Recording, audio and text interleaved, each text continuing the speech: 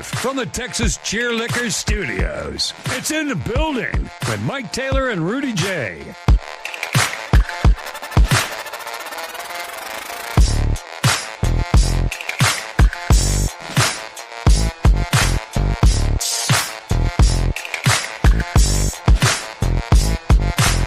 Oh, man. I want to start off today with a little show and tell. I want to give a quick shout out here to a member, longtime member, a guy called Henry Garza.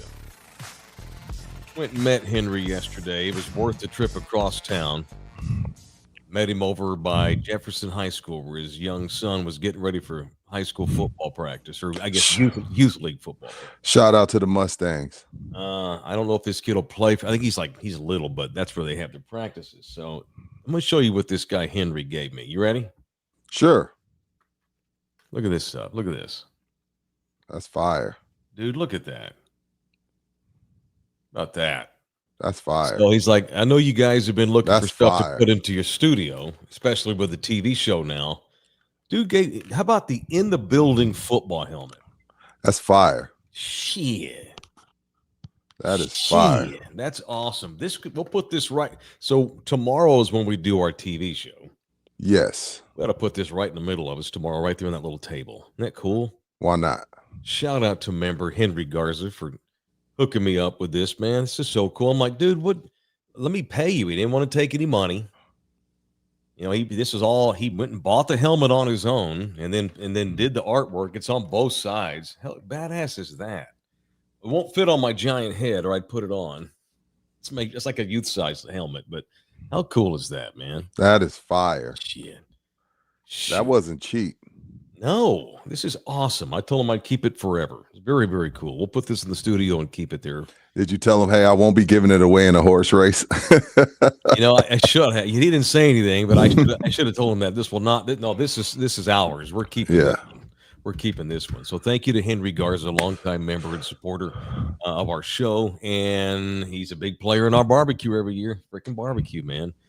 Speaking of members, welcome to new member. Right off the top, we have a guy who's already signed up for a membership today, Dutch Boy Fresh. Welcome in here, dude. Appreciate that very much. Dutch Boy Fresh. Dutch Boy Fresh. Is he from the Netherlands? Based on his picture, if I can just like stereotype him, no. Las Vegas. Is he a Vegas guy? Yeah, Pub Sports Radio. Oh, really? One of y'all's. We okay. We're slowly converting them. Slowly bringing them in. We're a good break from Pub Sports. Let me talk to y'all. I know what the channel is. Okay. I know what the channel is, and I respect it. I got a lot of friends in that business. I respect it, but let us be your break from it before you give away your money. Because nobody's really that good at it. You know, There's probably about 5% that's good at it. Like, you know how, Mike and I, we do this to get away from the world that we live in. And y'all come to us to get away from this crazy world we live in. Mm-hmm. Pub Sports, let us be your break before you break the bank. Let us be your break from it. You can't talk gambling 24 hours a day. Well, you can, but let us calm you down, rethink a bet, and then go and do your thing with Jimmy and my boy Dabby and the rest of the gang over there at Pub Sports Radio. So shout out to y'all. Shout out to Jeff Slaughter. Shout out to Southtown 101. And a huge shout out to Buki. So yeah, Pub Sports. Appreciate y'all. And forever. I say this all the time, and I don't want to get all cheesy here. We got to do a show, but like we're such a grassroots show. We're just like, our show is what it is because a bunch of dudes got together and just wanted to form a friend. We're a friend group is what we are. That sounds cheesy, I guess. But I feel we're like a club. We're like a social club, because you and I are allowed to do this every day because the members of our social club. And we literally have members and subscribers. I'm not saying that I'm not Jason Bateman in here doing this podcast. I'm not world renowned. But how many fucking podcasters show up and meet dudes that do stuff like this for them? Not many. Dude, come on, man. Thank you, Henry. Cool. It was Henry, right? Mm-hmm. Yeah. Thank you, Henry. Sincerely. Yeah, I need to introduce. You may have met him. You just didn't know. I'm positive I have. I know I have. Got an amazing mustache.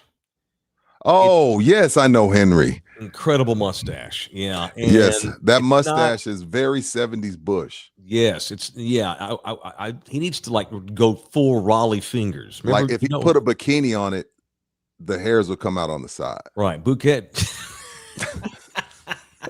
1978 Playboy. Love you, Henry. Bouquet, do you know who Raleigh Fingers was? Of course he does. Of course, yeah. Okay. So Yeah. we're gonna start doing something. I'm gonna become Jose's baseball history. Give teacher. him you'll be his almanac. Yes, I'm gonna be. Do you know what an almanac is, Jose? Yeah, an encyclopedia. It's like it's a predictor of the coming year. It's an indicator based on past things, like they predict the weather for the next year, how the crops are going to be, how the earth's going to spin, these kinds of things.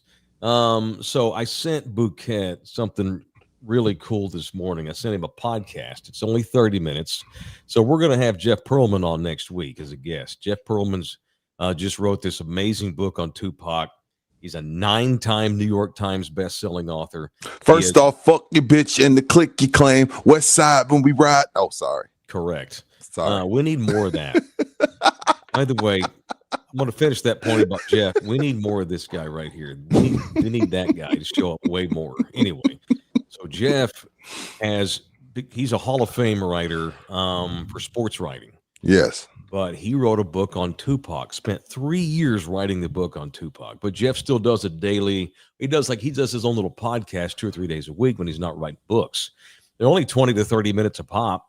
And he did a podcast a couple of days ago on the great Mark Fidrich, Mark the Bird Fidrich. Old 1970s baseball fans will know who Mark the Bird Fidrich was.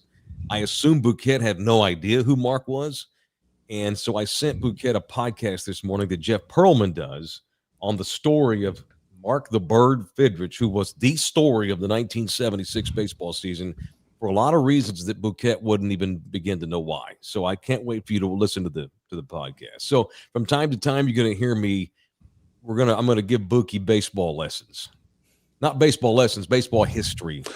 See what he knows. And then when he doesn't know, we teach.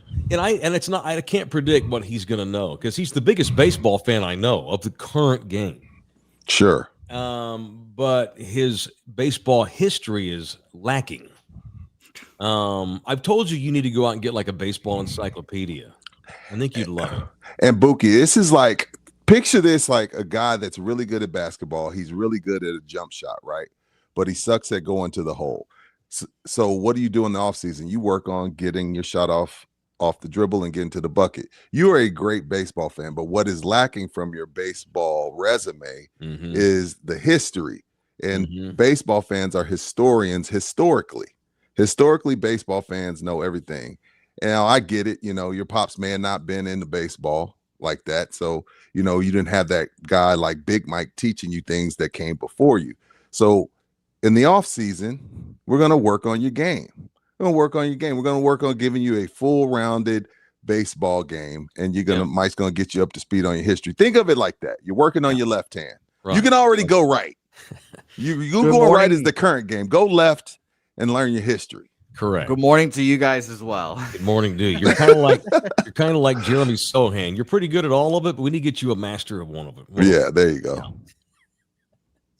So Mr. Taylor's Baseball History 101. Lesson 1 is Mark the Bird Fidrich. Anyway, what the hell was I talking about? Anyway, that's it. Thank you to Henry Garza.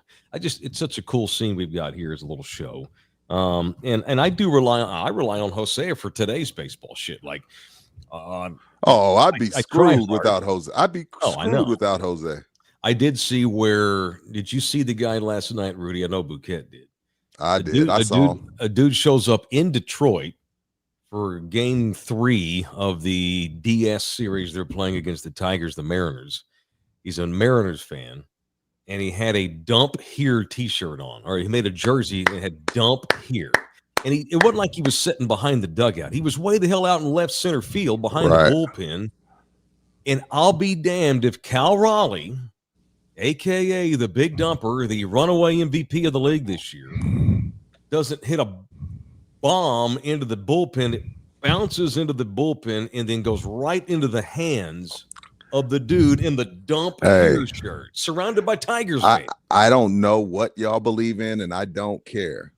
It's all good. We can all still get along, but you can't tell me something ain't going on for that to happen. That was the universe. I don't know what it is or what you believe in, pure luck, whatever, but that just doesn't happen. The chances of that, like the universe was just on his side, and if I'm not mistaken, the Mariners went up 2-1. Bad Bunny got a ball too. Y'all see that? Bad Bunny caught a ball. I did. I ain't never caught a ball. All the games I've been to in my life. Now, I don't go as much as I used to. I would love to go on a road trip to the Ranger game with y'all next year, but all of the games I've been to in my life, big league games, college games, mission games, Frisco Rough Riders games, Astros games. I've been to Angels games in LA. I've been to Dodger Stadium. I've been to Yankee Stadium. I ain't never come close to a damn ball. Have y'all ever got a ball? No, hell no. I haven't been in. No, I have not. I've only been to 2 Major League Baseball games, one Astro World Series versus the Rangers and one Astros versus the Dodgers when it was Minute Maid. So I've only been to 2. I've been to all-star games, playoff games, never come close. Bouquet, have you ever got a ball? No, never. I went to the home run derby last year, and you couldn't even catch one at the derby. Yeah, no, I thought that was the moment, and I was like, no, not even close. So soon to be controversial Super Bowl halftime performer Bad Bunny gets a ball at a playoff game the other night. Did you see Eric Dickerson rip Bad Bunny? Eric Dickerson did. TMZ caught up with him and, hey, what do you think about Bad Bunny? If he hates America, then stay his ass over there. Oh my God. And I had to remind people, like, hey, you got to remember this guy was really, really, really good at football in Texas. So he didn't go to class. So he doesn't know. When you're really good at football in Texas, they just pass you along. He didn't know Puerto Rico's a part of us. He didn't know. He got gold Camaros and free money. Like, he didn't go to class. This is Eric Dickerson. Y'all can't. People are like, who's going to tell him? I'm like, no one. He's Eric Dickerson. He's one of the greatest running backs to ever walk the planet. He didn't go to school. So he was too busy riding around on that gold-plated Trans Am that the Aggies gave him to not go there. Some people might. Have you ever talked to somebody who's just too dumb for you to get mad at? You're like, yes. You just look at him like. The answer is yes. You just laugh at him and pound him up. Hey man, you stay up, man. I'm gonna holler at you. Yeah, free speech goes out the window for half this country.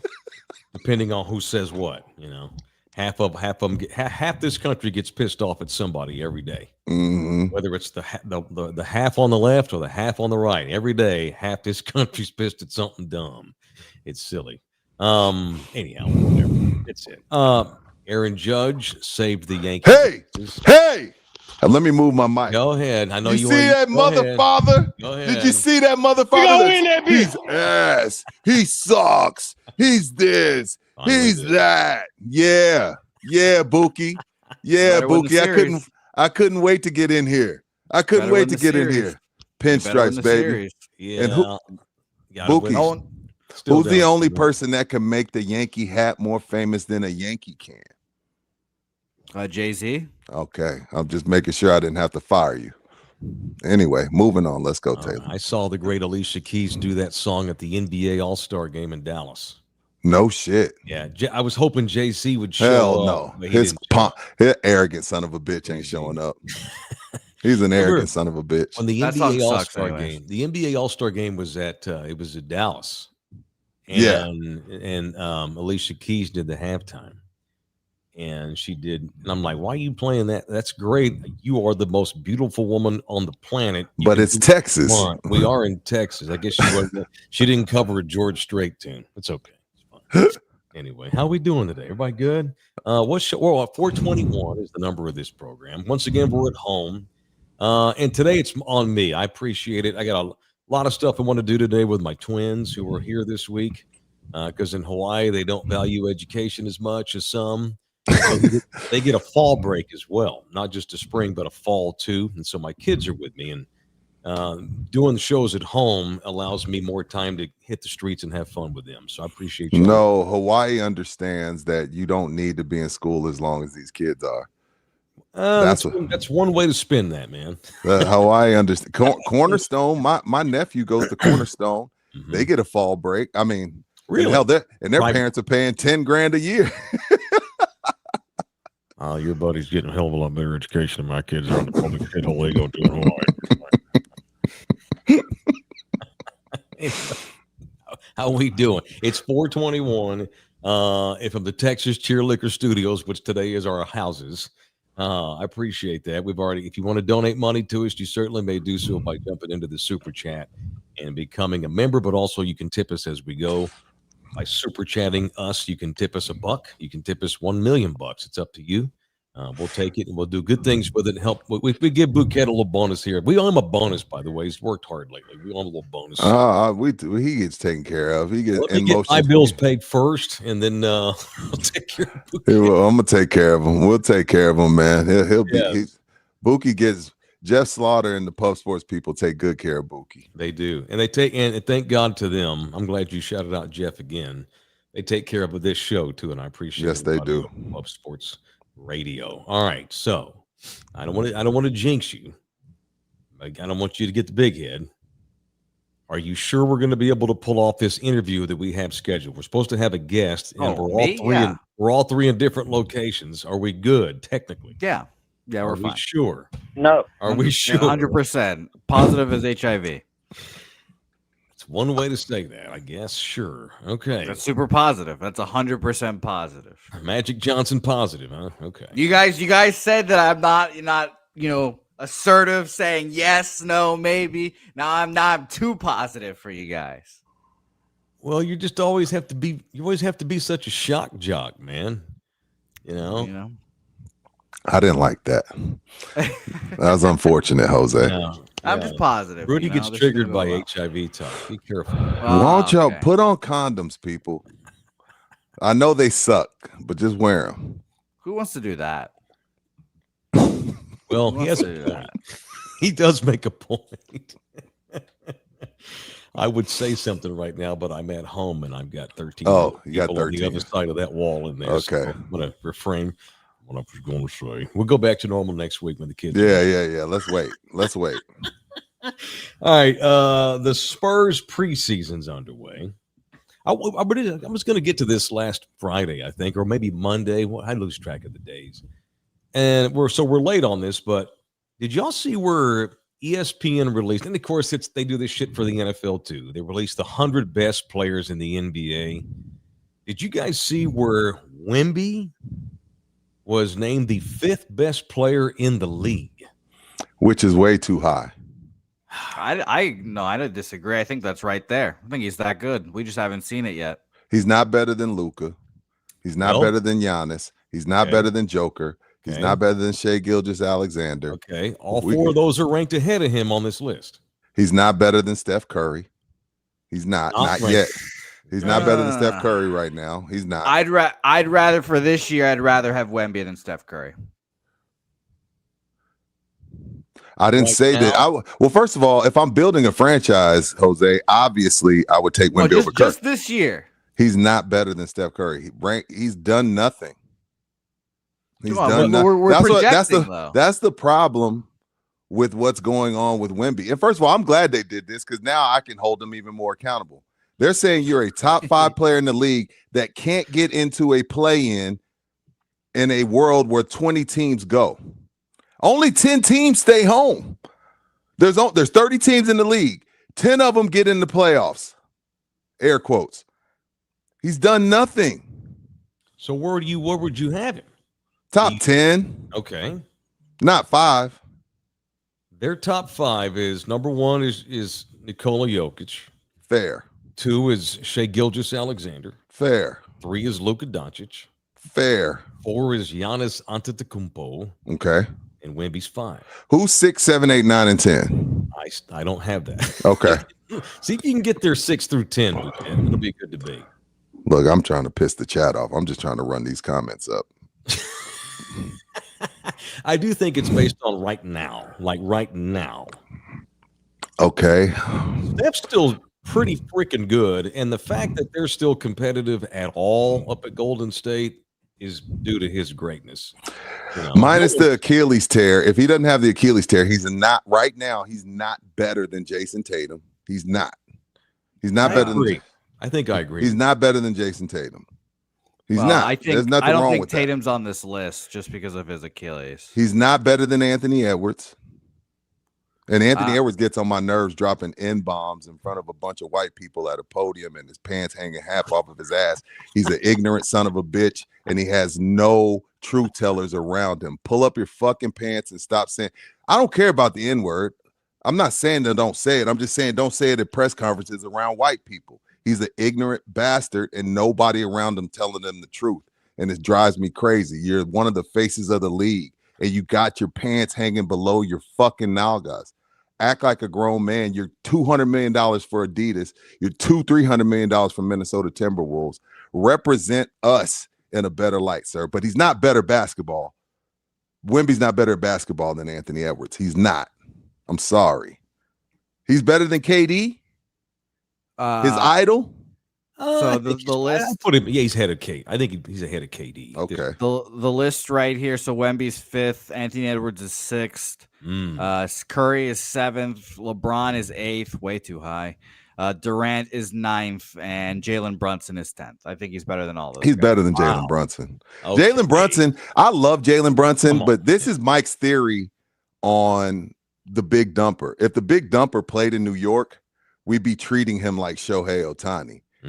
Brunson's getting this love because he's a Knick. But look, I love Brunson. He can play, but he ain't top 10 in the league. No, he's not. That's that New York love. Yeah. Did you see your boy Luke Cornett kick ass last night for the San Antonio Spurs in a preseason game? Yeah, get used to it. Did well. Hey, I'll say this. When him and Wemby in the pick and roll is going to be dangerous. Yep. I like that pick and roll with those two. Get used to it. Get used to that shit. He's great. And I did see, yes, I saw that. Who said that? Guillermo. Yes, I saw Carter Bryant. I don't know why are we acting like Carter Bryant shouldn't just take over Keldon's role right now? I think he probably ought to. We've seen Keldon. I'm not trying to trade him. I'm done trying to trade him. I like Keldon. I love him. He's one of us. He's a San Antonian. I want him on my team. But we've seen that. Let's go with Carter. He's a dog. Anyway. All right. Well, I sure hope that here in 82 games, when the Spurs have won the division and are the 4th seed in the West and getting ready for a home game in the postseason, there'll be no debate where Wemby stands. But I'm with Rudy on this. I don't know that I would have him 5th. That might be a skosh high. See if you can't mix in 60 games this year and get to the postseason before I start putting you in my top 5. Right. I did notice all 5 of those kids are all not Americans. So I hope Eric Dickerson's okay with that. Talk about it, Mike. That's something. That's telling, man. Talk about it. It's a real thing, man. That's why this World versus USA All-Star game is going to be the best one we've seen in a while. Because Americans will be first of all, we're probably going to get ran out the gym, but it's going to be a competitive game. If the Americans give a shit, we'll see. Let's say that's the starting 5 for the Euros or the World team. Nobody in the world's beating them. No. Nobody. Hell no. Anyway, it's in the building. We do have a guest coming up in about 5 minutes. So let me know when he's ready to roll, Bouquet. So I don't want him to. He's a very busy man, and he's probably got other things to do after we're done with him. So let me know when he's ready to roll. I get long-winded and I forget about shit. Me too. It's in the building, presented in part by Jay Ribaldo of Ribaldo Realty Group, the official real estate man of In the Building, Big J. If you are looking to get into the housing market for the fall season, every day, if you look up housing trends and you read the news and this kind of thing, the secret's out. People know San Antonio is a place to live because we, by far, continue to have the cheapest median home costs among all the big 5 counties in this state. Not even close. And people are now realizing, I thought I was going to live in Austin, but San Antonio is $200,000 cheaper. Let me look down there. while there's still time, make sure Jay Ribaldo's on your real estate list. 210-887-1081. You can also email the man directly, jribaldo@kw.com. And as always, mention us. A fine member of this program reached out to us a few days ago and said that he recommended Jay to one of his buddies, I think, who's buying a house. Shout out to something called Blue, who has called Jay Ribaldo to talk about buying a home somewhere in the southern part of San Antonio. I like Blue. That's a good dude. Hung out with Blue at your barbecue. Am I right? I think you met. Maybe. I thought it was a barbecue. I'm pretty sure. If it ain't the barbecue, or you'll wind up playing golf with him pretty soon. Yes, next Saturday. At some point, pretty quick. All right. All right. The guest is ready. Let's just do it now. Let's just get to him. Want to do it? So one of me and Rudy, we make no secret that we love Deion Sanders. And I said something on the show Monday, and me and Rudy we kicked this around on Tuesday as well. I'm a longtime TCU fan, and it was embarrassing to get beat by Colorado opening week last year. First game out of the chute, not long after playing for the national championship. And I was happy for Deion, though, because I've always loved Deion Sanders. I'm very worried about Deion Sanders, and it was weird to root against him the other night. And I was happy that TCU won, but it was weird to have to see Deion walking around with no shoe on, at points during the game, literally having to sit down while he's coaching.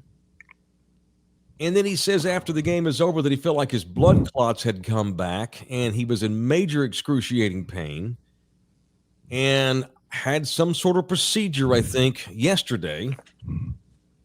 And I've questioned whether or not Deion should keep doing this at his age, for the money he has. His sons are gone. And so we thought we'd have our boy Dr. Giannis on. Dr. Giannis has been on with us a couple of times before. He is Dr. Thomas Giannis, not to be confused with Giannis Antetokounmpo, vascular surgeon here in San Antonio, where me and Rudy do our show every day from the Medical Vein Clinic, and he's on with us now. It's Dr. G. What's up, Dr. G? How you been, man? Hey, what's up, Mike? Hey, Rudy. Thanks for having me again, man. I was excited to talk to you all again, and every time talk sports and talk medicine with y'all. Good to see you. Do all Greek people have great hair? Oh, thank you. I'll tell my wife that. What is that? That's some great lettuce you got there. And hopefully nice eyes. I heard last time, Yeah, you got nice eyes. They're not as good as mine. I didn't say it. I didn't claim it. I just heard it, but I took it. You know what I mean? All right, let's get it started. Like, I'm a guy, Doc, that struggled with blood pressure throughout my 30s and now through my 40s, just because of bad diet and not taking care of myself. Now, past the blood pressure, what are some signs? How does Deion know that his clots have come back? What are telltale signs that you may be? Of course, because we're not Deion, we're not Chris Bosh, we're not Wemby. Well, how do I know? One thing I liked about vascular surgery, and I feel really passionate about, is limb salvage, and that's people losing their legs, losing their feet. Right. And the plumbing, the arteries go into your legs. When they get blocked up, man, people lose their feet. It's very real. I've done over 500 amputations in San Antonio. Oh my God. Wow. Man, it's kind of sad for San Antonio. The New York Times, I think it was about 3 years ago, wrote that San Antonio is the amputation capital of the world. What? And about 10 in 10,000 diabetics in San Antonio. And I'm not talking toes, I'm talking your whole leg. And it's very sad. It's happening every day in San Antonio. Wow. Buddies are doing them. And so it's something I feel really passionate about. It obviously causes tremendous morbidity to people when they lose their leg and their family. It's a huge deal. But essentially, we're talking about arteries, the plumbing going to your feet. And when they get blocked up, you get pain in your feet. You get pain when you walk. And eventually, the end game of that can be amputation. And we can do various things to prevent that. But, the people, to answer your question kind of in a roundabout way, the risk factors are really having diabetes or smoking cigarettes are the two biggest. But also a family history or having really uncontrolled blood pressure. Your arteries do not like that high pressure over time and build up essentially plaque, or what we call atherosclerosis, which looks like the inside of white seashells on the inside of the artery. But when that gets blocked up, the plumbing does not work. That it's really sad. The things you can do to prevent that are obviously see your doctor, control your blood pressure, and don't smoke and don't have diabetes or control it. But the signs that you would have a problem is really if you have pain in your foot, wounds on your feet that aren't healing. Most people, your you're 10 years old and you cut your foot, it heals up within days. So a wound that's not healing on your foot, pain all the time in your feet, or when you walk, you get a cramping feeling in your calf. We call that claudication. It's the people describe, I walk through the grocery store and when I make it to the aisle 2, my calf hurts and I got to stop for a second. And those are all signs that the blood flow is just not getting to your leg. Wow. Okay. Obviously, so Dion had some sort of a procedure this week. What was the procedure that he had? Yeah, this morning, right? Yeah. It was yesterday. What's up with Dion? When these things all get blocked up, we do various things. We go in there. If it's nice and soft, we can suck it out, like, use something to pull it out or suck it out or use medications to break it up. If it's not, we have to put a stent in there to kind of hold the artery open, or at really bad times, you have to bypass it, where you make a cut above and below where the highway is blocked and sew a new highway. And that's big surgery. But my understanding is that Dion had what we call an aspiration thrombectomy. They're not really saying much on the news other than that, which sounds like he had an acute clot. So instead of it being like concrete in there, it's more like soft gel, and you're able to suck it out. And it sounds like they used a catheter where they went from his groin down to his leg and sucked all the clot out, and were able to reestablish blood flow to his leg. The thing I worry about when I have a patient like that, and I always teach medical students and other, providers, is that you have to figure out what caused it in the first place. Because if not, it can happen again. Right. That's some sort of blockage along the pathway that's causing the blood flow to go slow and to clot off. And if you don't fix that blockage and provide better inflow and outflow from the artery, it's definitely a risk factor for it to happen again.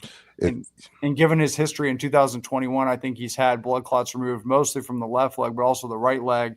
And when he was at Jackson State, I think, coaching his son and everyone, he lost the first and second toe on the left side. So, but he seems like he doesn't smoke, he doesn't drink.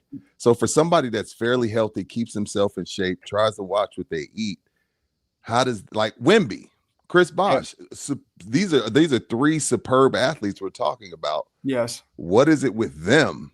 Yep. So, to speak to both, their clots were on the vein side. Dion's is on the arterial side, and the arteries are flowing so much faster. So when you get a blood clot on that side, it's a much worse problem, and also normally much worse condition where you're developing clots on that side. I can't, I'm a big Dion fan. I think he's the best dual sport athlete ever. I think Bo would have had a good chance. I'm an Alabama guy, but Bo Jackson, Auburn. If I were to guess, I've done some research. They're not saying what his genetic predisposition, but he has no risk factors. He said he doesn't smoke. He said he's never smoked in his life. He said if all those kids take one puff at Colorado, it'd be their last puff. So he seems very anti-smoking. Yes. He doesn't have diabetes. That would have been all over the news. Mm-hmm. But he says he has some genetic predisposition. And if I were to guess, his mom and his uncle both have blood clots. And so it's not a male-to-male inheritance. And so the most common hypercoagulable state or genetic predisposition to have blood clots is something called factor V lead-in, where this thing, factor V in your blood, isn't inhibiting something, you form clots. And it's developed autosomal dominant, which I know I'm nerding out here. I'm not a nerd, but okay. It is normally a 50% chance that you pass the disease on to someone in your family, which makes sense if his mom had it and his uncle had it and he has this. I do not know if he has factor V, and I'm not coming out saying he does, but if I were to guess, he has something like that. And it makes me worried that, his sons could get that. And, damn. I like Shador. I don't know about the Browns, but we'll see what they're doing. All right. Well, all right. So look, I would never ask a doctor to try to diagnose someone. He's not a doctor. Dion's not your patient. Exactly. But you're privy to the same information we are. Here's a guy who's in his late 50s. He already has had meat literally chopped out of his leg. He's had 2 toes amputated. We have clot issues. He had the bladder cancer scare this year. He probably has $30 million in his checking account this morning. It's like, at some point, and not like you should just sit in a chair the rest of his life, but man, why the hell would you want to just fight through the job of coaching at Colorado? I mean, go back to the studio or something. I guess maybe we're having a sociological discussion, but when you see Dion, do you see a guy that probably ought to just maybe think about cutting his coaching career short and doing something easier rather than that job's so demanding? Yes, sir. So, I don't know how much stress affects this. I mean, I certainly think That's a you should have good went to the point. hospital on, Saturday when this was happening. I'm like, you got acute problem in your leg. You need the blood clot removed. You'd probably be in the hospital on the blood thinning medications and get that thing out.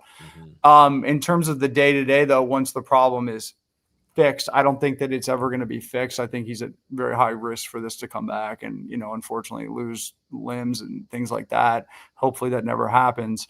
But I think it's okay for him to coach. But again, being a coach of a college football team nowadays it's a professional sport, in my opinion. And it's a full-time job. And it's like, people would be, he'd have so many people saying bad things if he had left the game. But if he were my family member, I never would have let him stay at that game. I would have left the game immediately at the first sign of pain. There was a problem in the hospital. So I just don't think you can. I don't think you can give your full all and have these serious medical conditions, especially with the bladder. He had a resection of his bladder with they made colon into bladder, and I've done that surgery before. It's a big deal, and I think he should hang it up. I think he's got a lot to live for. He's a fun guy. Go back to, getting a job and commentating like he was after he retired from football and baseball and watch his kids. And wow. How do you feel, Doc, about the fighting Texas A&M Aggies being the best football team in the SEC? Oh, since you're a Bama guy. So my uncle played football at Bama. He was more of a Rudy. You guys have seen the movie. Yes. Everyone tells me how good my uncle is. I was like, I think he dressed for like 3 special team plays, and he was tackling it. But hopefully he's not listening. I love you, Uncle Steve. But we want him to, Doc. Hey, we want him to hear this because we want him to tell people that you're on this podcast. Yeah. And we'll get Alabama There you people go, to all the way in watch. New Jersey. Sorry, I'm a Vanderbilt guy. How about Oh, I think they gave Alabama a good run. I was torn during that game because obviously I love Alabama. Dad's from Tuscaloosa and all that. But Vanderbilt's looking good too. I was going to say. So I was going to ask you, who were you rooting for the other day? That's so torn. I want they won yet last year. They threw the goalpost in the river in Nashville. It was awesome. That video of like the night vision, I was into that. Yeah. But I don't know if Alabama has a chance to run into the college football playoffs. And it's like, well, at that point, you're like, well, I hope Alabama had that loss to FSU, and FSU was looking good until they lose to UVA. Yeah, ugly. So I was torn. It's hard. I would have been happy either way, I guess. But I don't like y'all being good at sports, Doc. I don't like Vanderbilt being good at sports. I want y'all to keep running the world. There's plenty of him. There's room for football. I don't want y'all to be good at sports. We got enough. They were making fun of me. We drove to Tennessee to watch a basketball game. They're like, "Go back to school, you nerds." I was like, "I skipped school to come to this game." Hey, y'all the ones with the NIL money, baby. I know. I've got to donate to it. Okay, one more and we'll let you go. Do you hate Kalen DeBoer? Ooh. He took him to Washington to the college football playoffs a couple years ago. I sense hesitation in your voice. I actually kind of like the guy. I think on the sidelines he's not Nick Saban. He's not yelling at him. He doesn't have the same culture, but he's doing his own thing. And I think we got some players this year. I think he needs to discipline them a little bit for these stupid penalties we have in some of these games. Great point. But I think he's going to do well. I think you got to give him a little bit. It's just like Aaron Glenn and the Jets. I'm a Jets fan. Oh gosh. But it's I can't even watch the games. But it's like you got to give him more than 1 year. Don't fire the guy. Right. No, you're right about that. Let's see. All right, Doc. Look, man. So how long? So 500 plus amputations. Yes. No, and that's not. I tell people that, and they're like, "Yeah, I'm not exaggerating." You just blew the minds of this show. That's it's very. I didn't know that. If you're having pain in your foot, you smoke, you're a diabetic. It's very real. We do everything we can to get the blood flow back to your leg, but it's never like you can't replace the plumbing completely. It's always going to be there. It's very real and very sad, and it's from what we're eating and the smoking we're doing and all that stuff. So everything in moderation. But if you have a problem with that, come see me or some other guy that knows all about the blood flow and get it fixed, because I hope Coach Prime is, walking the sidelines of NFL games and at his kids' games and all that for the rest of his life. But yeah, man. Are you including cigars, Doc? I mean, you're not smoking cigars like, chain smoking it all day. I think it's, every once in a while. Because my wife listens, and if she hears and she hears you say cigar smoke is in there, I'm F. No, I think it's good. All And right. Oh my God. I follow you on Instagram. I got your Graham games going strong. I follow you on that. So I got to follow you back, Doc. What's your handle? What's the handle? Yeah, let them know. I'm already following you. T. Okay. Giannis, yeah. T. D. Giannis. Giannis. All right. My wife's like, why don't you post on my birthdays and stuff? I'm like, I don't know. I wish, you know. You don't post your wife on her birthday? I know it's bad. Bro, apparently that's what are you sacrilegious, you know? Hey, it's good But I thing told you in person, you know. It's a good thing you're rich. When you're rich, you ain't got to do that. All right, man. Well, I Look, love being on with y'all, and if you ever Thanks. need Thank you, brother. Same. Same, Same, man. Where are your seats this season at Oh, Spurs? I moved up like 2 rows. They're in like the midsection. I'm still not getting the VIP entrance though, you know.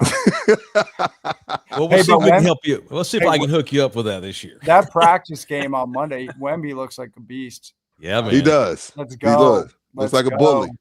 So we'll see. All right, Doc. All right. Thank you, Doc. Next All right. time. So, all right. I want to have you on periodically to talk about stuff. And God, you depressed me a little bit with Dion, but I also feel justified because I've wondered this week myself, why would he continue to do that? And I'm worried about him long term. So Yeah, I just think like with how big college football is, you can't give it your all if you're with these serious health problems. Like you said, if I had that much money, I'd just be hanging out on Monday Night Football. So agree. Thank you, sir. Appreciate it very y'all much. have a Thanks, good Doc. day. Thanks, Thanks Doc. for having You me too. on. There he is, Tom Giannis. Medvein Clinic. He has personally done over 500 amputations in In this San town. Antonio. Oh, that's one guy.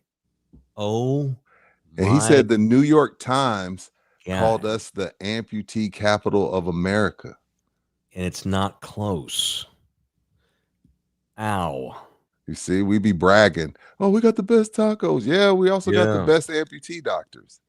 Yeah, because we have to have them. Good Lord. So thanks to Dr. G for coming on. And Dion said yesterday, still 100% committed to coaching at Colorado, have no inclination to quit. I'm like, well, okay. I just don't want to see him die. But Mike, I just don't know if the problems stop just because he quits football. That's the only thing. So if it's still going to have those problems, why not keep doing what you love? But I hear what you're saying. Because you don't get any sleep. You're constantly on your feet. Yeah, that's true.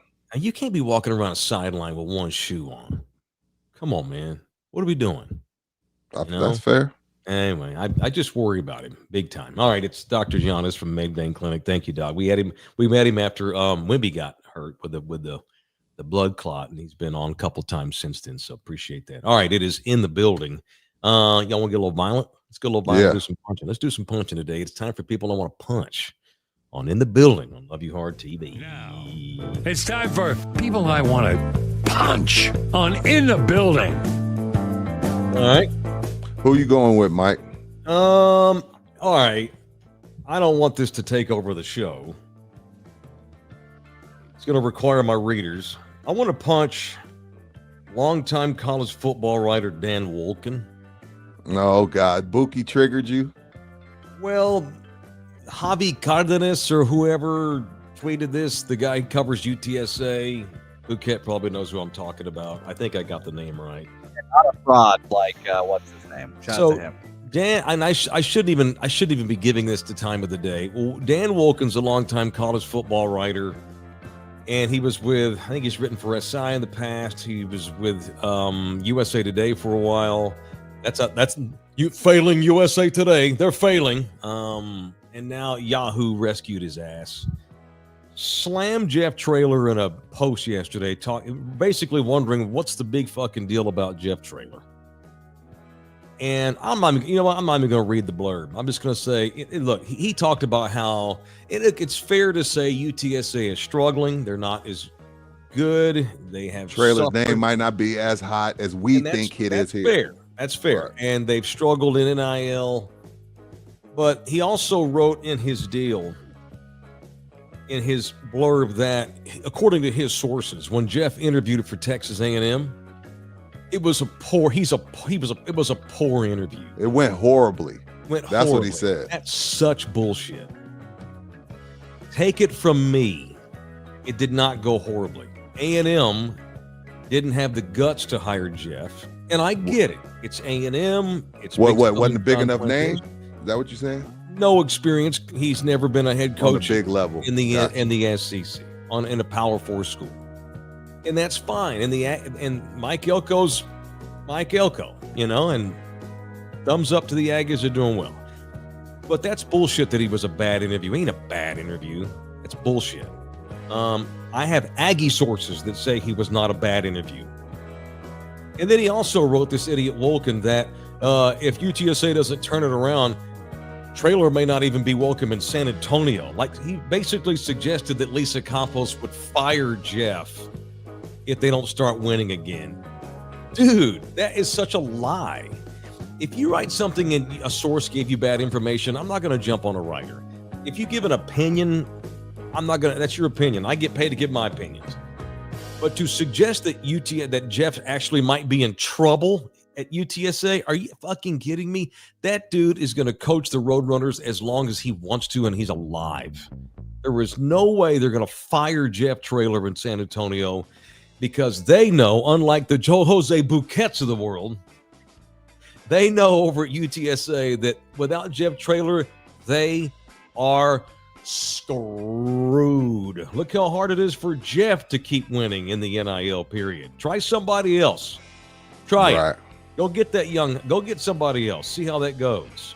UTSA is scared to death that Jeff Traylor's going to walk. Anyway, punch that asshole, Dan Wolken. He has a long history of triggering college football coaches and fan bases. He loves to troll, and he's a shithead. So punch. Sorry, I didn't mean to take so long. It's all good. Before I was just trying. I was to drive by. I didn't mean to shoot. I stopped you. My bad. Before I start my punch, J-Rod, we do not have a pool sponsor. If you know someone, let us know and have them email one of us. My punch will be, we talk a lot about culture and how things are messed up, and we spend a lot of that time talking about the Cowboys because either you love them or you hate them, but you always watch. So we spend a lot of time talking about their culture. But, there's other really, really bad teams in pro sports, and one of those is the Arizona Cardinals. And I'm punching the Arizona Cardinals today for being a dumbass organization that doesn't allow their head coach to jump the ass of a player that made a high school mistake in a pro football game where Gannon will be fired way before that player will be. Fine him $100,000 because he bumped into his right arm. Oh my gosh. He bumped into, and then Gannon's coming out like, yeah, I kind of got beside myself. No, you did the right thing, Gannon. And if that player had, first of all, he probably, what was the player's name? Because you punched him earlier this week. TCU's own Amari DiMercato. Okay, if DiMercato, I don't think he makes I love a lot. The kid. I don't think he makes enough money. I don't know how much money he makes, but if he makes enough money and he's any man, he'd give you 25 to 50K of that $100,000 fine. That's again, we talk a lot about the Cowboys, but I can give you the Bengals, I can give you the Browns, and I can give you who I'm punching, the Arizona Cardinals, is also one of those teams that are just dysfunctional. Every year they get F's across the board on how their facilities are and their trainers and their vending machines and their weightlifting room. They get F's across the board for a team that clears $1 billion after the janitor's paid. Yep. Don't have facilities that are up to par. And oh, by the way, they fine their coach $100,000 for coaching, making a 16, 17-year-old person mistake that we've seen a million times. And he's being consoled by the left tackle. Oh, and Gannon went over there as he should have and ripped his ass. Tore his ass a new one and accidentally bumped into him. So, you can't touch players. He slapped at him a little bit. Get out of here, bro. Get out of here. Punch the Arizona Cardinals. That's why you are who you are. And that's why you will never win a damn thing. Your stadium ain't even named whatever it is now. That's Charlie Kirk Stadium now. Yeah, you're a piece of shit organization and you deserve to be punched. Sorry. Trump agrees with you. Let's rename the stadium Charlie Kirk. This is the shit that I jump on Gen Xers and baby boomers for, and millennials to an extent, when they criticize these Gen Zers for being soft. Where are they seeing soft behavior? From us. When your 60-something-year-old owner finds your 40-something, 30-something-year-old coach because he got on the player's ass a little bit and kind of swiped at him a little bit. He's got shoulder pads on, for fuck's sake. It wasn't like he was Bob Knight choking him. He didn't look Krill Spreewell, the guy. Mike, what are we doing? Bullshit. I don't know. could not. This is of all the things I've agreed with you on in the 2 years we've worked together, and there've been a lot. I've never agreed with you more than I do today. Well, if y'all haven't seen the video, go back and look. So, like Rudy said, he dropped the damn ball crossing the plane. Dumbass crap. We never had any issues with him at TCU. He's a good kid. He just had a mistake, and he deserved to get his ass jumped. Yes. It wasn't like he put him in a chokehold or anything. Coach was pissed, and the coach apologized publicly. He had to. But then the franchise fines him $100,000. If I'm DeMercado, I put this to bed today. I agree with you. Next time you talk to the media, be like, hey, I'm sorry for coach getting fined. I was dumb. It's all good. We're good. Let's move on. Let's go. We're good. The Cardinals are not terrible, ironically. They're not. They're not. Kyler Murray's always hot and cold every week, but they're not horrible. They're a playoff contender still, even though they had a shitty bonehead way to lose the other night. The Cardinals could still win the division. They have what it takes. I like they've got young talent. It's a good punch. I mean, how do you expect these kids to get tough when we act soft? That was generations. That probably, again, I've seen some bad fines in the NFL, especially around the time we're targeting and helmet to helmet. But this is a top 3. I don't want to be prisoner of the moment. This is a top 3 awful fines I've seen in my lifetime. Awful. It's a great punch. All right, Orlando Kill, he brings us people I want to punch each and every day. Don't punch your ex-wife or soon-to-be ex-wife. Don't punch her. That'll mess you up in court. But you can punch her on paper in court with the man. Orlando Kill. Sweet, sweet man. Out of court. But in the court, he turns into Heisenberg. I have used him. You should too. It is Orlando Kill, the official family lawyer in the building. 210-775-4995. You can email him directly at orlandokilllaw@gmail.com. All right. Let's do some What You Watching Wednesday, shall we? Shall we spin into that? We haven't. Give me the music, Bookie. I got to start remembering What You Watching Wednesday. All right, Bookie, it's time for What You Watching Wednesday. My man. On In the Building. All right, this one's got a sponsor today, too. Texas Cheerleader. Codigo, baby. Get your Codigo. George, this is the Kang's juice. This is George Strait Tequila right here. That good old Codigo. I'll get on that Codigo. I need some of that Codigo. Codigo. Perfect timing, too, because we had we played Russ singing George Strait the other night. It was great. Yeah. All right, so What You Watching Wednesday? Man. Presented by Texas Cheerleader. I'm going to be a prisoner of the moment again. Yeah. Landman. Yes, sir. And again, I'm through episode 6. Nice. You're rolling through it. One of the most well-written shows I've watched in a long time. And again, I'm not what's the word? I'm not super toxic masculine, right? I'm not that person. Like, I got 3 daughters, a mom, 2 sisters, like women all around me. But it's good to see men. It's good to watch TV and watch men being men. Thank you. That's all I'm saying. Okay, ladies, don't get mad. Don't get upset with me. You know what I mean? I'm just saying sometimes it's refreshing because our television and our entertainment is super inclusive now, and that's a good thing, especially coming from a black man. You know, when Sidney Poitier's coming up, you know, you are at some point you want to see black people too. So I'm all about inclusiveness, but every now and then it's okay to see men being men, and that show is about men being men. It's well written. And again, sorry, Billy Bob, I forgot how good you were, sir. He's the man. I forgot how good you were. And again, I'm glad season 2. I'm glad that I'm finishing around the time when season 2 is going to start, because when you watch a series like you watched it, you may have to go watch episode 10 again before you start the new one. Like, I'm going to be finishing to where I'm going to be at the edge of my seat waiting for season 2. What's your boy's name from Fort Worth? Taylor Sheridan. Tip of the cowboy hat to you, Taylor. You're a bad mother father. That show was great. He's the greatest modern Western writer and producer and director in the last 60 years. He's awesome. This show is so good. It is so good and so well written, and the actors and the roles, and seeing some faces that I've never seen, but they're holding their own. I love Landman. The Mexican girl who plays Billy Bob's son's girlfriend. Yes. She's from San Antonio. She's from here. She's from San Antonio? She's a San Antonian. I can't think of her name. Somebody in the chat will help me out with that. I didn't know that. Mexicana, she's dating Billy Bob's son on Landman. Don't want to give away too much. Yeah, I want to give away too much, but What's her name? She's great. She's awesome. So I watched 60 Minutes last night. Really? I watched 60 Minutes. I watch 60 Minutes every week. And last night they had a really great piece. It's funny that Texas Cheer Liquor brings us what you watching Wednesday today, because I thought about y'all. I actually texted Rudy and oh Mr. yes, Steen a link if y'all have not seen. They did a piece this week on this rise in semi trucks being hijacked, right? But not like what you would think, like, a couple of mafiosos putting up a roadblock and stopping a truck and pulling a gun on the driver and taking over. They're hijacking semi trucks digitally. They're changing truck routes.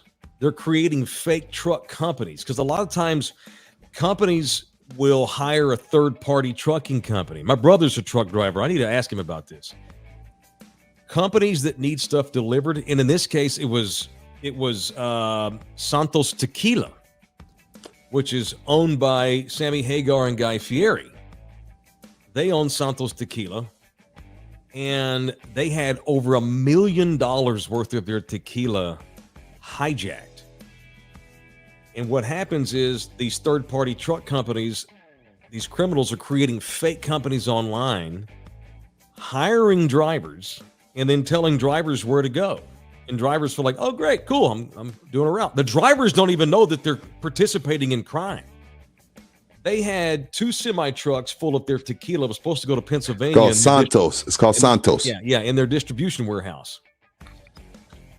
They didn't wind up in the distribution warehouse. The CEO of the company is like, hey, where's the shipment? And they oh no, we had a maintenance issue with the truck in Cleveland. We're fine. Truck will be there tomorrow. Okay, great. Truck never showed up. They were just stalling because the CEO of Santos Tequila was talking to a criminal online who had hacked into his shit. Some of the tequila wound up in a warehouse in Los Angeles. A bunch of tequila wound up on a cargo ship and wound up in Armenia, way the hell out in the middle of Asia. And there's a rise of this. It's not just tequila, it's all kinds of products. Trucks being hijacked by hackers who work for gangsters, like Mexican drug cartels are in on this big time, and overseas gangsters too, man. It's a great piece. I thought of y'all I thought of Mr. Singh because he owns 7 liquor stores, and they sell Santos Tequila. How much do you move? Y'all have it on the shelf now? Because he had a shortage. Yeah, it's one of the more popular tequilas. It's one of the real additive free, not like the fake ass Don Julio and Casamigos, which is a whole other thing. But yeah, we move a ton of it, and it was real prevalent when the tequila, probably one of the more expensive tequilas, the Fortaleza, was being hijacked also by the cartel. Yeah. That's also being hijacked because it's in such hot. That's why, when you go to these stores and there's the low shortage in Fortaleza, it's not production. It's a lot of it's being hijacked. And I didn't know that Santos had fell victim to this too until you sent me that piece last night. It's really good. And Guy Fieri, he was just like, it's so disheartening when your CEO calls. It's like, hey, got to tell you something. Yeah, what's up? We are missing some stuff. How much? About $1 million worth. $1 million worth of tequila was stolen.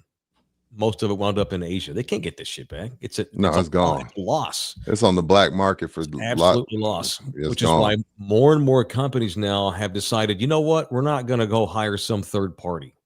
Let's just buy the trucks ourselves. Hire our own drivers to make sure that these are the products, because now you can trick companies into they think the truck's coming to you when really they got it going across the country to fucking criminals.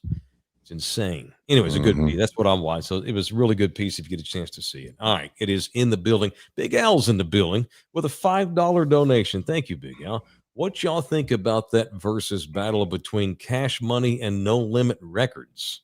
Okay, so during COVID, when we're all on lock, Timberland, the great producer, and Swiss Beats, Alicia Keys' husband, who we talked about earlier, they started the versus battles where, I don't know, was one of them.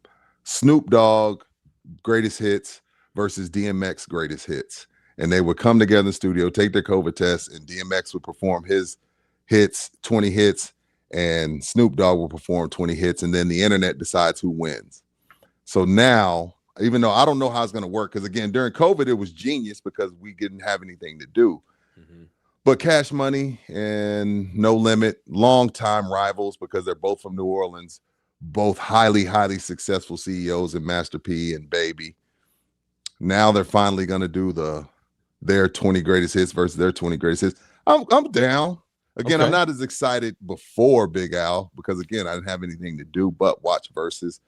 But I think it's cool. It's whatever. That's what I think of it. Thanks for your $5. So me and you grew up in the 90s when rap rivalries were legit. Yeah. Dudes were getting murdered and shot right. up. We still have some of that. We've had some of that over the years. Rick Ross got his car shot all up. Yeah. 5-6 Drake and Kendrick, ago. the most recent. But so I wonder, like, how much of today's rivalries is for show? It's to all basically of it. help each other. All of it. Like, no one's trying to kill anybody legit. No. Okay. They're not gonna. They can walk past each other right now and nothing. They ain't gonna be no gun smoke. Which is good. That's good. Which is good. We don't want to get back to that. We don't want nobody dying. Shout out to Chris Silva. Just became a new member. Thank you, Chris. 2 new members today, y'all. We're rolling. Appreciate that. Yes. Appreciate that. Thank you, man. All right. What else today? Rudy texted yesterday. We didn't get to it. LIV, the alternative evil golf league. Bleeding money, apparently. They don't make any money. Not only are they not making any money, they're losing a shit ton. Yeah, 2024 spent 400 something million, only made 45. Oh, that's not a good return. Yeah, but I was just thinking, like, we talking about different money. Yeah. So I was like, I don't want to spend too much time on this, but I was just like, does this matter? Do they care? I saw this headline too. And my reply was, I think that the Saudis don't care about the loss. That's not what they're going for. What are they going? What are they going for then, in your opinion? They're trying to win the hearts and minds of a Western audience that likes sports so they can have more say-so in politics and social shit. That's what I think's going on. The Saudi sheiks have, like you say, different money. And I think that this is just a hobby. It's not even just sports anymore. Now we've got the big controversy with all of the comedians now that have been going over and getting criticized. I think that they're doing this to show, hey, we're regular humans too. Just because we have different culture and laws, we're still human beings, and we like sports and we like stand-up comedy. But there's a theory that, what's it called? Whitewashing? Bouquet mentioned this the other day. What do we call sports washing? Sports washing, but really it's like it's supposed to be this sinister. It's really, let's just go. Let's make a bunch of dumb Americans like us because we have big sporting events and stand-up comedy shows, and then we can infiltrate them politically, which I don't think is even possible to do. No. We'll be having Saudi Arabian sheiks run the United States anytime soon. Or so I don't imagine we're going to. Sports washing, Bouquet? Sports washing. Accurate. Yes. Okay. Anyway, I just thought, I was like, damn, that's a huge number. Like when you just look at business. Those guys don't give a shit. They built a World Cup facility in Qatar in about a year's time, had about 50 dudes get killed while building the stadium. Yes, they did. Didn't give a shit about them. They don't care. It's opportunity cost. That's collateral damage. Cost of doing business. That's what AD humans calls and it. Millions of dollars getting lost to be able to take over the world. Thank you, Adrian. Says smash the like button and support the show. It's free. Like the show. Thank you. The show is free. However, you can become a member for just $4.99 a month if you decide to become one, and you'll get all exclusive access to our members-only shows that we do, plus all the swag we give away. You know who probably would like a do-over on because you think North Carolina football feels like it spent too much money already? It turned into a joke. They ain't got the FU money at Carolina. Did you see last night? So there was a plan for a reality show, a Hulu series on Carolina football. They were getting ready to. They were producing it, and all of a sudden now it's been scrapped. They have canceled the Hulu show. So North Carolina was going to be on. They were going to do Hard Knocks College Edition. North Carolina, HBO was that got scrapped. Then there was an agreement to do an in-season series on Hulu covering Carolina football because of Bill Belichick. And now you're 2-3, and you get your ass kicked by random directional schools, and now we've scrapped that too. When, again, I feel like we do this once a week. When is Carolina going to cut bait and just fire the Belichicks right now and just be done with it? Because it's going to happen. It's going to happen. Just do it. Bill Belichick is a freaking joke. This only adds to the embarrassment. And it's like, how does Bill not see that he becomes a bigger joke by the week? You're such a softy. I thought you were hard-ass Belichick. Oh, because we're 2-3, now we're going to cancel the series? You know how much money that Carolina football could make off a Hulu series? Belichick don't give a shit about Carolina, like you said yesterday, before this news even came out. He took that job so his son could have a high-paying head coaching job. Belichick's so out of there in 6 weeks, it's ridiculous. It's embarrassing. Highly embarrassing. Dean Smith rolling over in his grave. Unbelievable. What else in college ball since we got into it? John Mateer is pushing to go Saturday against the Longhorns, despite hand surgery 3 weeks ago. And it sucks that he's going to miss the game. This got to be offhand. This can't be his throwing hand. It is offhand, I think. It's okay. Offhand. And he's going to try to play on Saturday. And I get it. It's a huge game. He's never played in the OU Texas game before. I mean, they're going to beat Texas with or without John Mateer. If I'm Oklahoma, I got bigger fish to fry than a little pussy-ass 500 Texas where they're washed up and never do well, never got started. Quarterback Arch Manning. OU's going to win the game outright regardless. Michael Hawkins can play. Not Mike Hawk Bouquet. Michael Hawkins. He's the backup quarterback at Oklahoma. He's very good too. Michael Hawkins Jr. can beat Texas. They don't. I don't want to. OU does not need to be risking their entire season so this kid can play against Texas. Yeah. If you've seen, I don't know if you've noticed, but the media, I don't know if the national media is starting to feel bad about the beating that Arch is taking. Tough shit. But no, what I'm saying is, but going back to yesterday, if you missed yesterday's show, Mike brought up some eye-opening stats on Texas versus top 25, 9-15 versus 9-15 in one-score games. The heat is really starting to turn up on Sark as well. It's like, okay, yeah, we know Arch isn't great. Fine, we can see that. But let's just really dig into the numbers, and Sark isn't either. And the heat's starting to turn a little. I'm not saying job security heat. I'm just saying, like, hey, you deserve some of this scathing as well. That's all I'm saying. And good on. I think Sark's been he's been an asshole lately. And I got to thinking about this because Sark, once again yesterday, was asked about culture. Are you happy with the culture? He's like, are you kidding me? Okay, dude, we're 3-2. C-word. We've been to the semifinals 2 fucking years in a row, and now you're asking me about culture? Miss me with that shit. And that's a fair answer. And Sark's been an asshole. You know what I think he's doing? I think he's being an asshole on purpose. To take the heat off of Arch. Correct. I'm 40. I'm a man. Correct. Got you. Yeah, I think so. Now, that being said, I don't trust Arch Manning as far as I can pee. And it sucks because I went from loving the kid and can't wait for him to now I don't think he should be starting unless you just want to go 500 this year, scrap the season and develop him. That's fine. I think you need your prostate checked, Mike. Who, me? Me? Yeah, if you can't pee that far, Jesus. Well, I trust Arch Manning it's probably about, I'll probably get about 2 feet. By the way, I'd like to plant my flag now. the Texas Longhorns beat Oklahoma this weekend. Okay. You just hate OU. I'm over I your just like hate to OU. plant my flag I'm over your now. dumb. Well, he You did pick Florida last week too. Ooh, you picked Florida to beat Arch Manning. Ooh. Well, now I'm picking Mike Hawk to look limp. Hey, what is Mike Taylor Texas does saying not on lose, Monday not- if not Texas wins? What does Mike Taylor say on Monday if Texas wins?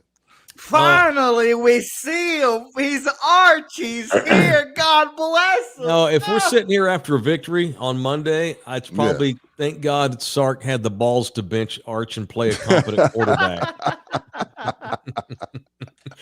It ain't like Texas has Texas has other quarterbacks on their roster who know where to put their feet when they throw. Texas has other quarterbacks on their roster who don't sidearm it because they don't know what they're doing. Texas backup quarterback. He's a transfer. What the hell's his name? His name escapes me. He came in from another school. He's a senior. He's an experienced player. Caldwell, thank you. Caldwell is an experienced player. I'm not saying he's an SEC level starter, but neither is Arch. No, at least he knows how to throw the ball. Arch Manning has forgotten how to throw the ball because he's mentally shot. A kid who has been going to the Manning camp since he was 6 as a ball boy has forgotten how to throw. He's turned into Steve Sachs out there. He's turned into Chuck Knobloch. Rick and Kill. You can only get better if you play the backup. They won't. Maybe Arch gets hurt. Not that I want him to. The backup comes off the bench and rallies them. They ain't winning Oklahoma. Their offensive line sucks. Their defensive line sucks. The culture's fine, but the atmosphere around this particular group of players is shit. Yes, and they lost a lot of pros. Lost a shit ton of kids. Speaking of Oklahoma, by the way, they must have been listening. You bitched about the brick wall. They're going to pad the brick wall now, starting next home game. You think? Yeah. I don't know if I want guys that run 4.3s with a brick wall 3 feet behind the goalpost. Like, who gets paid to make these decisions? I don't know, man. But they've had that for a long time. But Venables was saying, what was the kid's name? Keontez Lewis, the kid that almost went into the wall head first. Brent Venables was saying it terrified me. Yeah, I was terrified. He could have been paralyzed. Oh my God, we just killed somebody. So now they're going to put padding around the brick, over the brick. I bet they extended in the offseason, like move it back some. So they must have been listening to Rudy. I'm no Longhorn fan. I will never be a Longhorn fan. But with from the soles of my feet to the top of my bald head this week, F you, Oklahoma. Okay. Sorry. It is what it is. Tell him, Rudy. It is what it is this week. Just this week, man. I got to ride with the home team. I mean, it is what it is. Y'all hate us, but you still all our players. So guess what? We hate you back. We hate you back. Hook them. Bench Arch at halftime. Go win the football game, and everything's right in the world. Texas is going to be lucky to score 14 points in this game. It's a really, really talented group of guys on deep. Brent Venables, it was only a matter of time. If he got a quarterback with the pulse, we saw what he did at Clemson. He put a bunch of guys in the NFL. That's what he do. And now, like Mike mentioned yesterday, number 1 against the pass, number 2 or something overall. Against the rush. Yeah. Good luck. Good luck. Good luck to Arch. All right. Texas Cheer Liquor, the official liquor store of our show.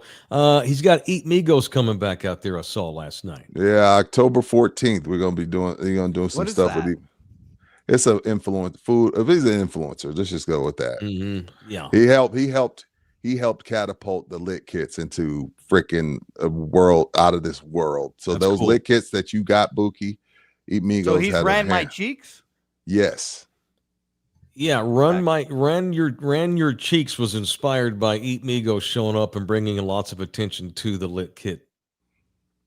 I appreciate him running my cheeks publicly for the world to see. Okay. What store is that? That's the Petranco store, isn't it? The one I'm at, number 1, Redbird Ranch. Redbird Ranch. All right, very good. 7 area locations. All of them will give you 5% when you mention in the building. It is Texas Cheer Liquor. All right. You want to hear Mike Taylor's daily stat? of the day. Okay. Yeah. Who was Dan Patrick used to do stat of the day. Does he still do that? Yeah. All right. Trivia Ernie question. did it too. Ernie's Nito stat of the night, brought to you by no one. Okay. Well, hey, I'm happy to make this brought to you by somebody. Who? Reach out to us. If you want to partner with our show, reach out to us because we influence too, damn it. All right. You are. We are. All right. This week's stat of the day.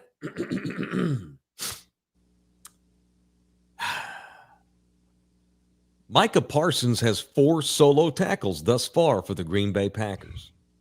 They played how many games? 4?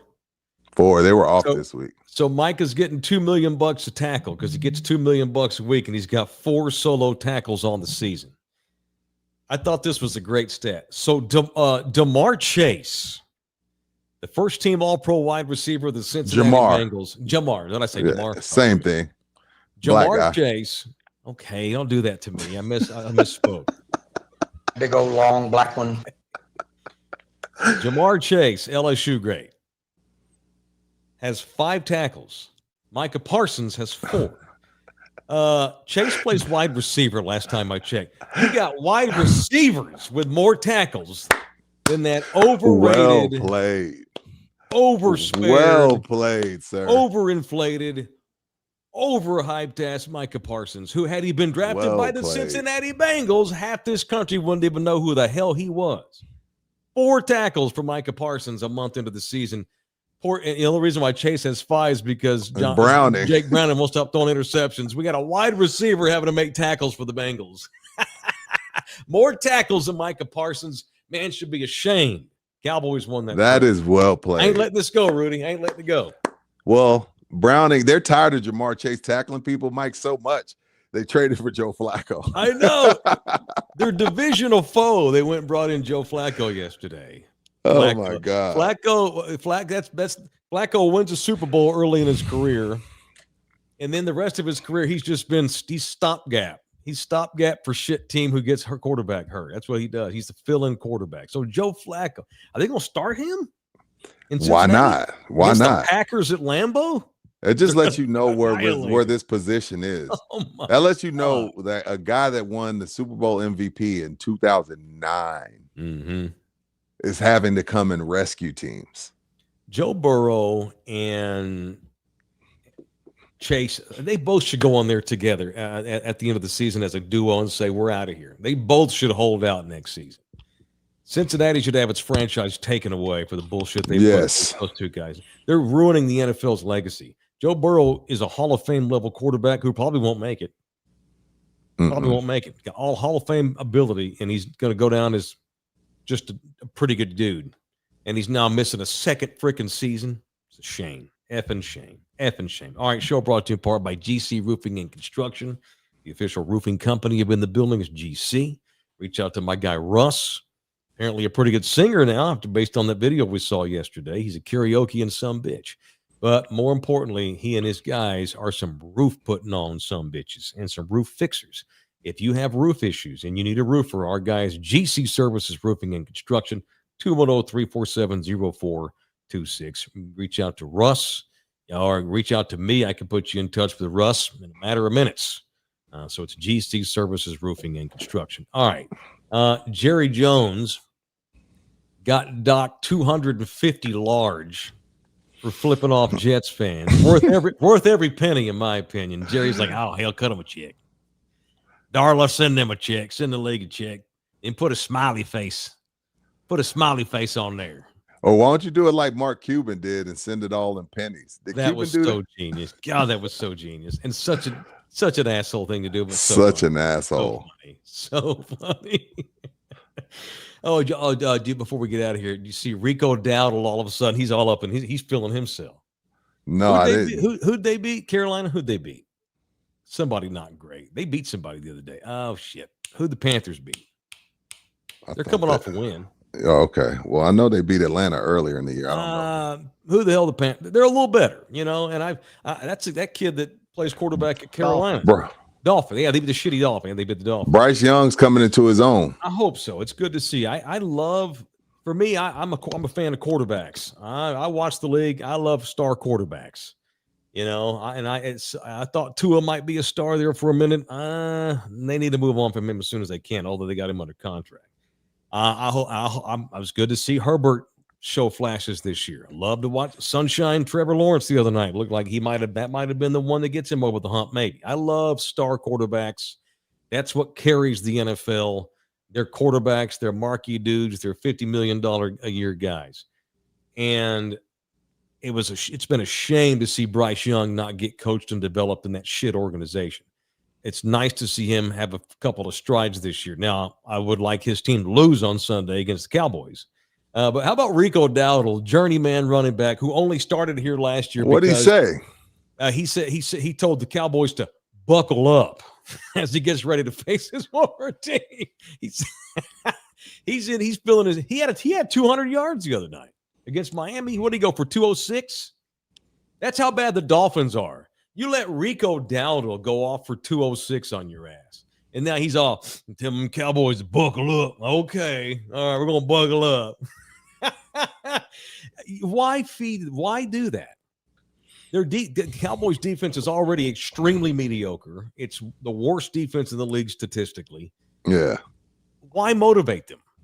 Why say anything? Buckle up. Dude, you're just a dude. You're just a guy. What are we doing? I give the Cowboys bulletin board material. What a dumbass, feeling himself after going. Hey, he can tell his grandkids. His grandkids will tell their grandkids. 50 years ago, we had somebody in our family had a 206-yard game in the NFL. That's incredible. That's great. That's great. And Dowdle's he's all right. He's a guy. Come on, man. Buckle up. You have not reached tell the other team buckle up status. No. Yet. You ain't there. Saquon Barkley can tell people to buckle up. You don't get to say buckle up. I admire the confidence, but there's a difference between being confident and being dumb, and that was dumb. Right. That was dumb. Speaking of which, we will have Cowboys postgame show after the Panthers game Sunday here on Love You Hard TV. You're looking for the links. Y'all jump on right after the game. It's a noon start, and Rudy and me and Bouquet will have Cowboys postgame show Sunday after the game is over. If you're looking for a place to watch the game Sunday, Slackers, you got 5 locations to choose from in and around the area. You got 281 in Thousand Oaks. You got Med Center up on Fredericksburg Road. You got the one over behind North Star Mall on Rector. You've got the one on St. Mary's right here near downtown. And who am I missing? Nacogdoches. 5 locations, sports, drinks, and games. Slackers, the official sports. And come watch the Red River game with me Saturday at the North Star location. I think Bookie's going to come hang out. Excellent. Y'all come hang out with me. Come watch that the game again. with me. I undersold that. Say that again, Rudy. It's all good. Saturday, OU, Texas, Slackers at North Star, the Rector location. We're going to hang out. I'm going to have Bookie, you know, we're going to get some feedback from the fans before, during, and after the game. Get some stuff. Have some good times. Some Texas fans, a few OU fans. Come out to Slackers North Star, please. Watch the game with us, hang out, get you on camera, get your thoughts. And before the game, don't talk shit after if you don't talk shit before. So Slackers, Rector / North Star, come hang out with me Saturday and watch the game. Let's have a couple beers, get some food, talk some shit, and get some content. Slackers North Star, hang out with us. I will be at a wedding. You got a wedding, yeah. Who the hell's getting married? It's wedding season. I'll be at a wedding, so I'll have. And they ain't even in town, is it? No, it's at a ranch about 50 miles south of here. Hey, man, nothing wrong with free booze in a ranch. Nice. Don't get me wrong. And so the guy who's getting married, the wedding is at his ranch. He owns it. Oh shit. You know. Landman. Why didn't we go into oil and gas? We're in the wrong business, brother. We're in the wrong business. Anyway, so I got a wedding Saturday, and Mr. Mitch, he knows that I need to watch. Oh, it's Mitch. Game. It's Big Mitch. He knows I need to watch that game. He'll probably have it on a goddamn 7,000-inch screen at the ranch. What are you talking about? Well, and he was smart enough to schedule the wedding. I think it's at 3. Oh, okay. It starts at 2:30. Good luck. He knows. I know. He knows. He knows that I might have to go to the reception lower, and I've got YouTube TV on my phone. So good. But anyway, that's why I can't go to Slackers on Saturday. I can't get. It's all good. Let's see one. when you're with a lady who works for people like that, believe me, I ain't carrying her. She's carrying me these days. So I got to go to that wedding. So anyway. Understood. Well, you get to come run Bookie's cheeks Saturday at North Star. Yeah, Slackers. Bookie's gonna go. We're working in a year. We'll have ranches, but till then, we got to keep. Then we got to keep doing what we got to do. The hustle is real. All right. Tomorrow, out of our apartments, we'll be at Chatterbox Studio tomorrow because we got TV duties. We'll be in that real pretty looking, beautiful studio, and I will have this on display tomorrow. This will be our love it. Thank you, Henry. That is a beautiful helmet right here tomorrow. How about that mantelpiece? That's super cool. All right, y'all, we're done. Thank you to Dr. Giannis from Medical Vein Clinic, the official vascular surgeon in the building. Thank you to Bouquet. Thank you to people. Love it today. We'll see you tomorrow at 10 a.m. Love you, Birds. Birds up. We got to keep on doing. You can.